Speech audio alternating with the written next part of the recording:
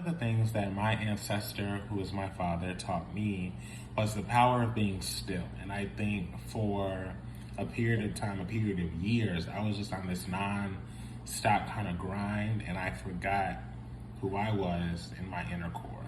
I had lost that sense of peace, that inner peace that we all desperately need. And my father taught me that at a very young age. I remember vividly there were times when we would just hang out with one another. We didn't have to have some huge itinerary plan. We didn't have to be doing anything earth-shattering, but we just extended each other's space to just be.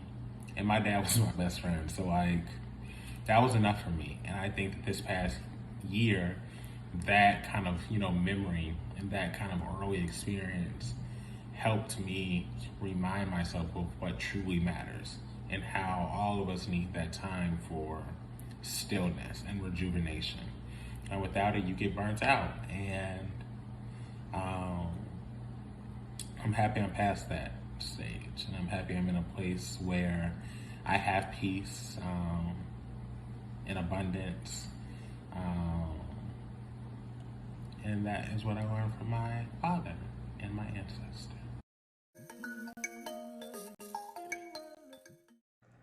Hi, my name is Sierra Smith, and I'm reading a poem that I wrote about myself, my grandmother, and my mom. Roxanne Michelle, South Bronx, girl of her own, sandwiched between four boys, she is both mother and sister to them all. Hattie Mae, South and Black, unwanted and fleeing, she is both mother, daughter, sister to all. Sierra Nicole, a Philly John on the west side, alone, brought here by faith and led by passion, is mother, daughter, sister to all. A generational line of women existing to play the game of the system, but I refuse to play the game of a system that was built on the backs of Hattie Mae and forced upon Roxanne Michelle. Sierra Nicole makes her own way. I wrote this poem this winter after being in the pandemic in a really rough season and feeling really confined to the standards that people set for me, the expectations that people had for me. Then I no longer wanted to live in those expectations. And I want to create my own way. And that's how I have gotten through the pandemic, has been deciding to create my own way, make my own decisions, do what's best for me, and thrive in that. So thank you. My papa used to always say, and carrying on. He would say that during stories about his day at work or just about life in general.